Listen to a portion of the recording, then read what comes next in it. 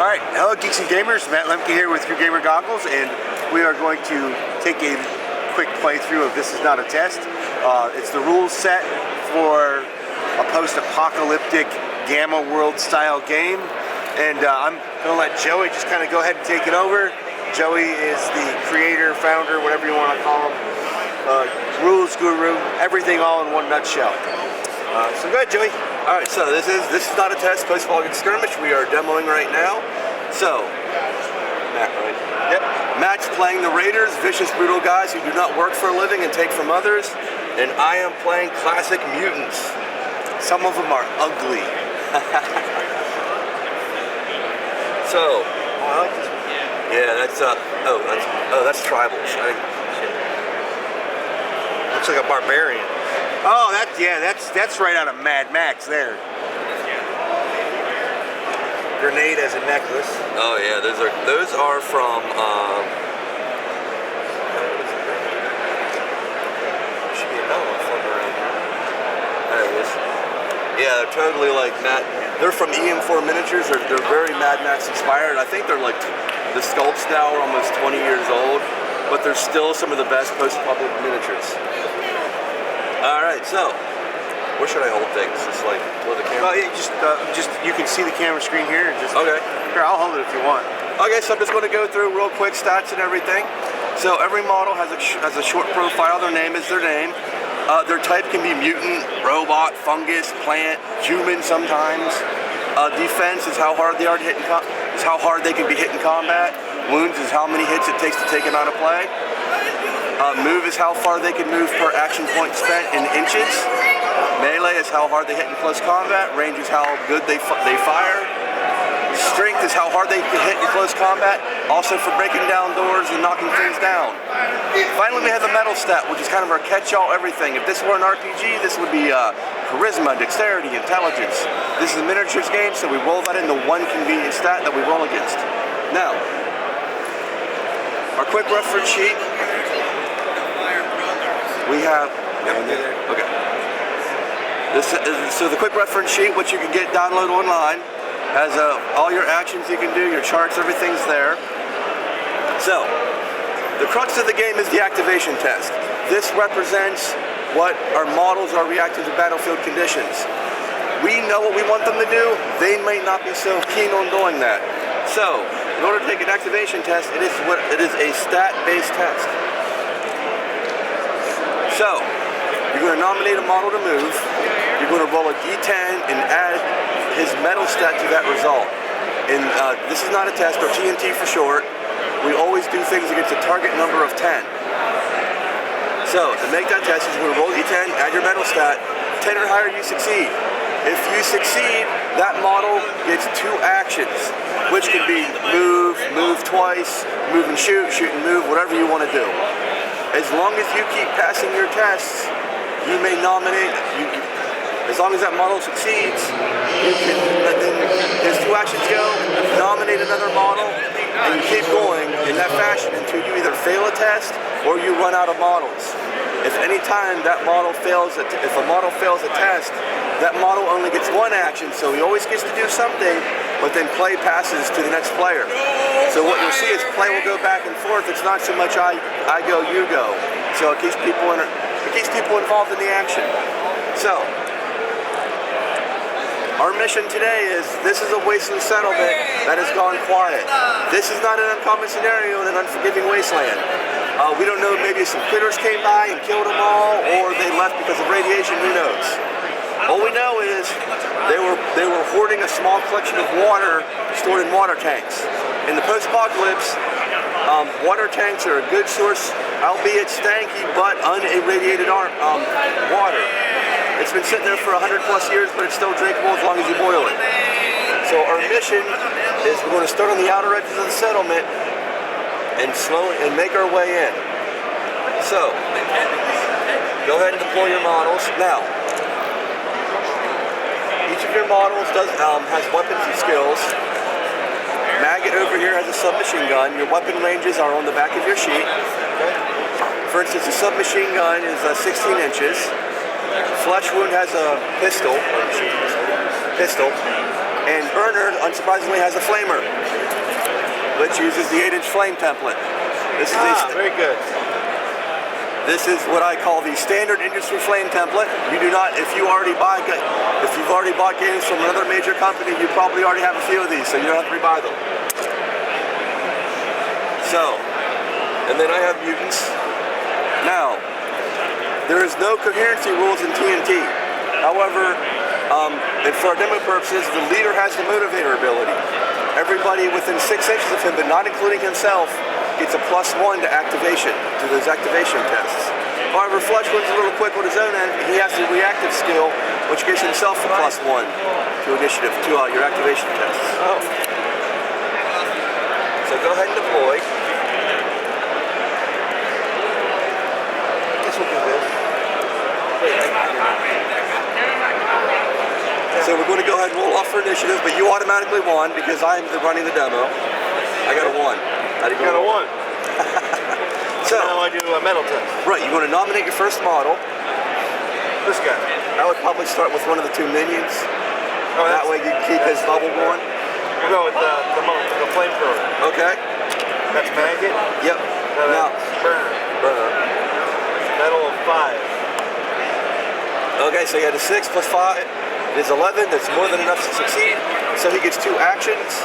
You don't have anyone in line of sight yet. So how do you get it? Where do you get it? You go through the building, or you go through the gaps? The gap? Just go through the gaps, yeah. You can climb also, but you won't need to. So you can move, and then you can move again. And we'll move again. Just for gameplay purposes, I am fielding mutants, so they each have a mutation. So this is Tentacles. His tentacles are great in close combat for grabbing opponents and keeping them parried. I have Old Duke, who also has Motivator, and he has a mutation called Energy Adaptation, which means he has special saves against laser weapons and classic weapons and flamers. And I have Looks, who is not pretty, but he's also got chameleon-type skin, so he blends into the background a little bit. He's a little hard to hit. I'm armed with a machine pistol and 2 shotguns for each of the lesser mutants. So now, you nominate your next model. Go with him. Yep. Okay, so 3, that would be maggot. Metal's 5 + 3 is 8. You need a 10. No, even with the +1 from Motivator is 9, not enough to do it. So he gets 1 action, and play will pass to me. Now, we will come back to you. All models will get to go. Okay. So make an activation test for Looks. His metal is 5. Metal 5 is the standard there's nobody in the game right now with a metal less than 5. Alright, 8 + 5 is 12, more than enough. So he is going to move through the gap in the cars and move up to this cover. I am going to since I succeeded, I'm going to nominate my next model, which is Tentacles. 5 + 5 is 10, more than enough. He's going to go through this gap in the cars and hide behind the wood. And finally, Old Duke. He's a veteran of many wasteland demos. Got a 5. He's a leader, so he's a little better. His metal is 6. So he's going to go 5. And he's going to hide behind this as well. So I'm done. Go back to your models who haven't activated. He gets metal. Yeah, it's your yeah. So his metal is 6, more than enough. Now, raiders tend to be good at close combat. Well, at least he is. These are more generic raiders.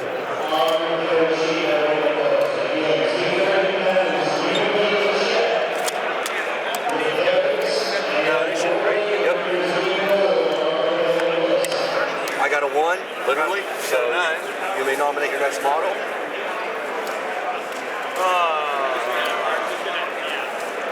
Now he's pretty fast, so he's got an effective charge range of 12 inches if you double move. Now, and this is not a test, you can pre-measure. This is not a tournament game, so it's a little more friendly, gentlemanly, or ladylike if you care. So we're perfectly okay with you measuring out things. Well, I think we're gonna Okay, so take his test. Oh, he's only got one. Well, that's no good. He is not happy with the mutants over there. Okay, so to me,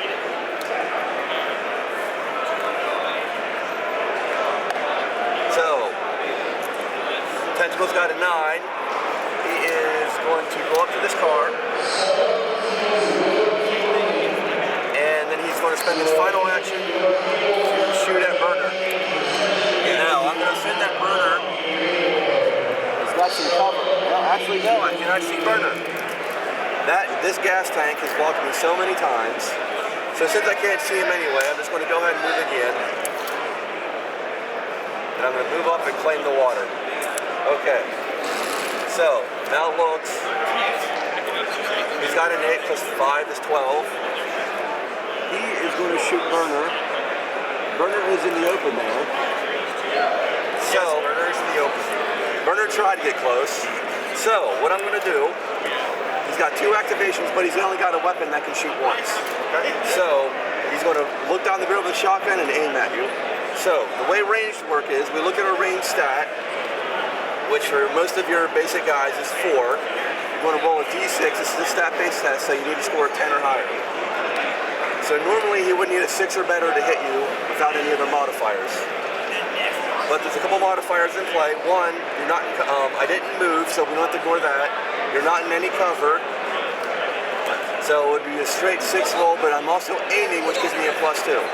So I'm going to hit you on a 4 or better. I got a 3. I missed that. Apparently he didn't check the shotgun before he fired. And now I'm going to nominate my last model, which is Old Duke. And he failed with a 1. So he gets 1 action, which will be to get up to the car, which provides heavy cover, and I am done, sir. All right, so we'll go with the guy in the back here. 2 actions.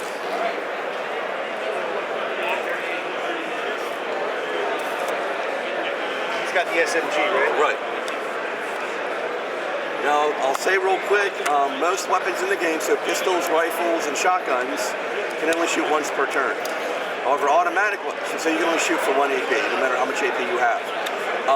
Automatic weapons have the special one called the burst ability, which you not only can you fire for every AP you have, but if you declare before you do anything else that you're using all available AP to fire, you get an additional free shot. Of course, if you whiff, unfortunately, but you have to declare that if you were to roll a malfunction with your weapon, which would be on a roll of 1, you cancel all other shots, and you can't use that AP for anything else. Right. So he would get a burst AP of only 1 right now. Did you fail your test? No, he moved once. Yeah, you can only shoot once. Yeah. If you moved 1, yeah, you can only get 1. You have to use all available AP. Yeah. So it has to be. For it to be effective, it needs to be done at the start of the turn roll. Yeah. But the rule is all available AP, so for instance, if you had failed that test and only had 1 action, you could say I'm using all my only 1 and get 2 shots. Right. So he's going to shoot there. Okay, so it's cover, you cover. Well, so what happens here, you're shooting an Old Duke, you're within 16 inches. Right. Now, I'm behind cover here, so that's what we're going to do, but I'll showcase something real quick. If he were behind cover over here, and say we had this in the way, this would be intervening terrain. I'm not next to it, but it is blocking your shot. So to see if it's effective or not, you just measure real quickly between the two. It's 15 inches. If the thing is closer to you, you ignore it. If it's closer to me, you don't. You just find the halfway point and just go either way, real quick. It would be 7.5 inches, which would be halfway, so you see it's actually closer to you. Right. So your shot just ignores it. Okay. So you're shooting, you move, so it's a -1, and I'm behind, this car. Though rusted out, it's still a pretty solid chunk of metal, so that would be heavy cover. It's -2. So you basically need a 8 or higher. And you got a 10, so that's more than enough. So, now, he has other models to activate, so we do not resolve casualties immediately. Because all action is simultaneous while we're activating. You don't know if he's dead or not. So we're going to mark that he got a strength 6 hit on him. So we only resolve hits until play passes. Charge. With the 12? Yep. Okay, so the way charging works is, So he's going to spend his first action to move, say, 6 inches. He's a little faster than most guys. Right. That'll give him his first action. His second action will be to get in base contact with an enemy model. Models have what is called a melee range for most weapons. It's base contact, but some things like spears and other long-range weapons can actually be a little further back to make their close combat attacks. Right. Now, models can charge once a turn. As long as you end a move action within melee range of an enemy model, you get a free swing as part of that action. So, the way melee works is, you're going to look at your stat. 7, you're going to roll a d10. I'm going to do the same, and we're going to compare results. So, he's really good at close combat. He's got a really good melee score. This is my leader, so he's a little better. He's not as good. He's better than my mooks, but he's not as good as him, so he's got a 5. So your total is 13. Mine is 9 plus 5 is 14. So I actually managed to finish him off. I didn't hit him. Fend him. I fended him off. Now, if you win in close combat, you can choose to keep him locked, or you can choose to just push him back out of close combat. And that's what I'm going to do. Okay, that was your last model, correct? Yes. Okay, so now we're going to resolve this hit. So it's the strength of the weapon, which we marked with a 6, against my defense of 7. So you're going to roll a 6, you're going to roll a d10, add a 6 to it. 11. So 11. My defense is 7, and that will be 12. So I was able to shake off the blow. However, I do have incoming fire whizzing by me, not happy about that, so I'm going to roll a d10, and I'm going to make a graze test, which I failed on a 1. So, he didn't like that, so he's going to go back behind, he's going to move within 4 or 5 inches and go prone behind cover. This could be bad for him if he gets caught in, you don't want to be caught in close combat while you're prone, because he's going to be curb stomped. Coup de grace. Well, not so much, but it's a +2, so yeah. Okay, so. Initiative. Roll off. Ties. 4. Alright, mutants go, thank goodness. Yeah, you lucked out on that. Yeah. So I'm going to nominate my leader. I don't want him caught there. He scored. So first action, he's going to stand up. And he's going to shoot because that guy's better in hand-to-hand. So he's not currently in cover. I stood up though, so it's a -1 to my shooting. Normally need a 5, I need a 6 now. I have a 9, so that's 1 strength 6 hit on him. I'm going to nominate looks to go next. So that is 8 plus 5 is 13, more than enough. He's got 2 actions. He is going to shoot. He is going to aim and fire. So I need a 4 or better. That's enough to do it. So I'm going to mark that with another die. I'm going to use the skull to represent a strength 7 hit. And my other mutant, that's cocked, he rolled a 1, so he gets 1 action. His action, they think there's got enough fire keeping me back, so he's going to take the water and go 5 inches back towards the wall. Alright, so I'm done, so now we resolve these dice. So let's go ahead and do the first hit with a shotgun. Now shotguns have the close range ability where if your target's within 9 inches, you get a +1 to the strength of the weapon. Shotguns are normally 7, so they go up to 8. They're really effective if they hit at close range. So your defense is 7, right? You're going to roll a d10 and add them together. 6. So 13. I have a strength 8, and that is more than enough to wound. So I got 1 wound on you. He has 2 wounds. Now I'll resolve the last hit. So strength 6 plus 4 is 10. Your toughness is 11, so you're fine. However, you have to make a couple of rolls because your model got wounded, so he has to make what is called a morale test. That's his ability to stay on the battlefield. So what is his medal? 6. So he failed. So he gets to run away. So he's going to fall back 5 inches, ending in cover if possible. Now he also, because of the bullets flying at him, he's also got to make a graze test. But we always resolve the morale test first because we don't know where he's going to end up. So go ahead and make your graze test. And you failed on a 1. So he's laying down. So he's going to go prone. But he also goes prone next to one of the things, so that could be actually good for you. Could be. Now he has 1 wound him already, he has 2, but he's still in the fight. There's no turn-to-turn effects, so you'll activate on your turn. So does your go? We'll go with him first, I guess. Okay. He is within 6 inches of your leader, so he gets a +1. So that would be enough to succeed.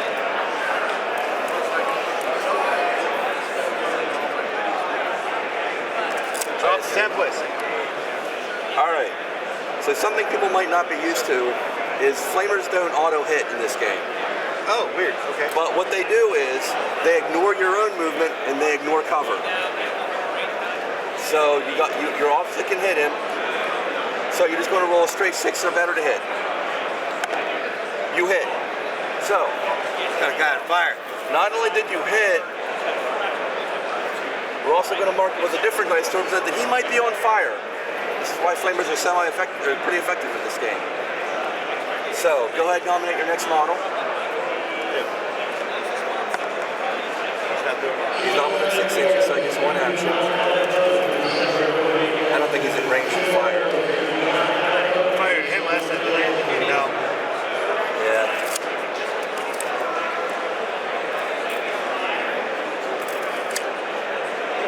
And your leader. He's standing up. Well, you stand up. And, no, he's not within charge range. I think he's not going to claim the one, right? No, it's up to you. He can shoot. Yeah. Let's shoot. Okay, who's he shooting at? You can only see him, I think. Can you see him at all?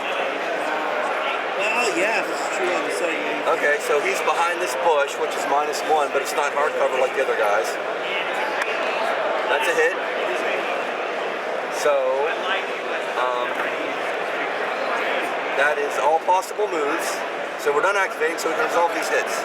So let's do this one over here. Strength 6, so it's D10.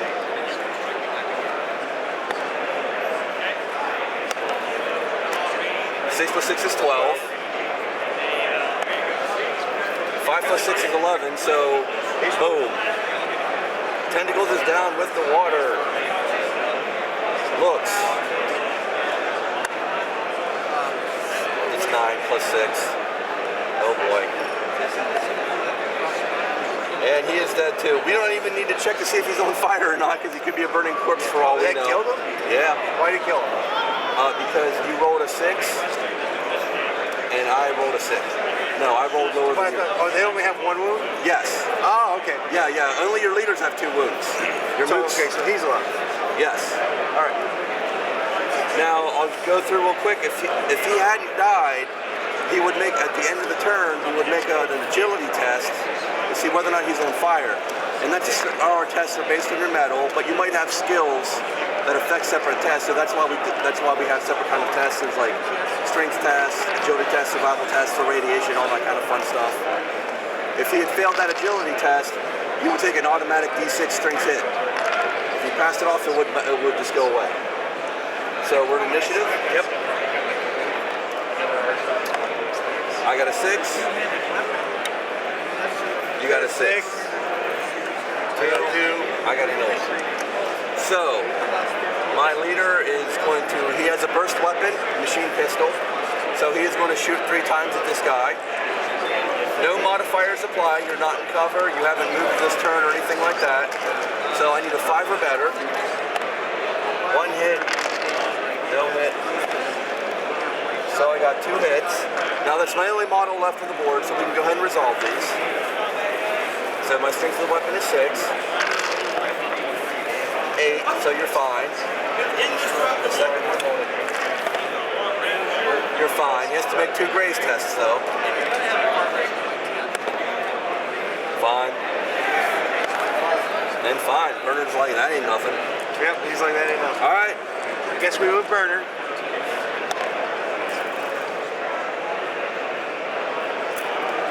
About there. Drop the template. Which we know. That's definitely not 8 inches. So just roll a hit. Critical. Oh, a critical. I rolled a crit. For this weapon, the game does use crits and fumbles, which, for instance, if you're firing a weapon and you fumble, it jams. certain authors, there's certain relics and skills and abilities that play off it, but for this weapon there is none. It just, when a stat-based test, a 10 is an automatic success regardless of other factors. Okay. So he's a 6 and possibly on fire. We'll do him Possibly in fuego.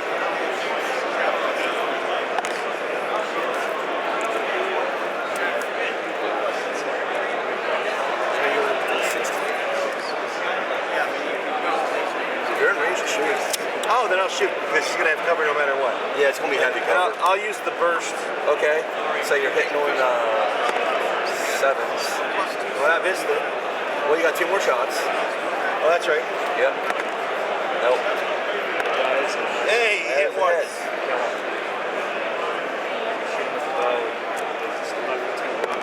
And well, he failed his medal. I don't think he's in charge range. He's not in charge range. I don't disagree. I'm just trying to. That's just the Can't difference. see him. So you can move closer. Yeah. You've got 1 wound on you. Do that. Okay, so let's go ahead and resolve this. Yeah. What? Oh, I didn't take it. Thought I took it. Thank you. Water's over there in my backpack if you guys want it. All right. So, yeah, roll. Okay, so we got this to resolve. So, we got a 4. So that's a 10. That's a 6. He lives. So he lives 1. You got a second one. That's a 15. That's enough to put a wound on him. So he's got 1 wound. I have to make a morale test, which he failed, so he's going to fall back towards my table edge, go behind here, and he has to make 2 grace tests. Pass, fail. So he's going to go prone. And I believe that's everything. This game's pretty brutal. Well, he also has to make a test to see if he's on fire or not. He's not. He's fine. Okay. He took a shower. Roll for initiative. 6, 3. So you go. Well, I guess we're going to go with Now he's prone now, so I don't think he can see him. probably not. And he's out of range, I'm sure. Oh, yeah. So we'll start with him.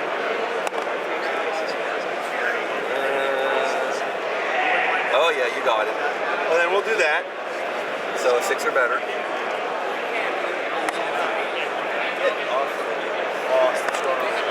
And he misses somehow. Magic. Now it's your guy. Alright. 1 action will be to stand up. And I'm done. Leader's medal. But he has reactive, so he would have normally failed, but he's got reactive himself, so he's definitely got charge range. If you want to do that, or you can shoot. Oh, he'll charge. He's got a 7 melee. It'd be silly not to.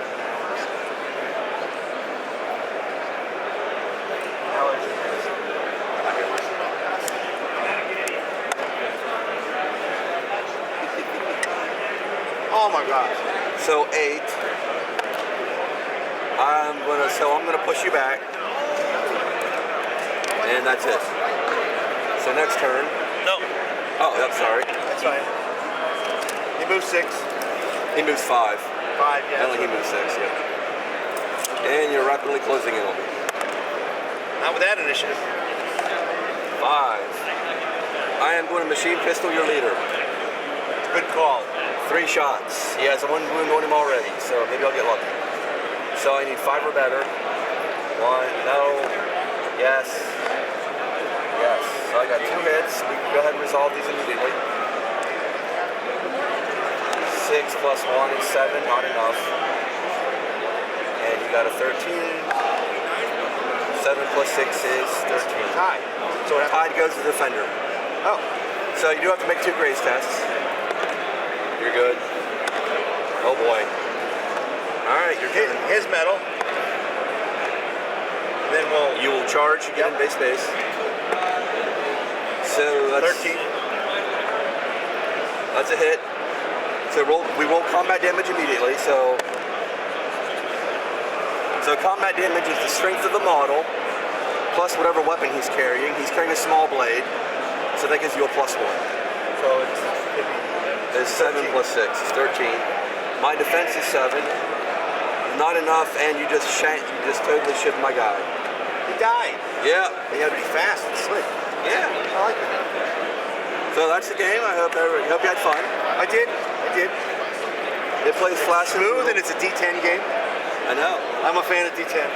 And normally your war bands are 8 to 12 models. So there's a lot more crunch. What I like about this is you can sit down with 8 people, and it would be still very fluent and fast. Nobody's waiting around. Yeah. I like the. I'm going to call it the initiative system, even though it's not really an initiative system. No, but if I find that if you go more than 3 players, you just pass out cards. That's what I do at conventions instead of rolling initiative, and you go ace through and it just moves very quickly. And sometimes if you got like a big enough play, you can sometimes play 4. Like sometimes if you know 2 people are going to interact with each other, just go ahead and resolve their stuff. But yeah, I like to think that it plays quick, plays fun, and people die. Yes, they do. It's an unforgiving wasteland, so that's okay. Yep. All right, thank you. Sure.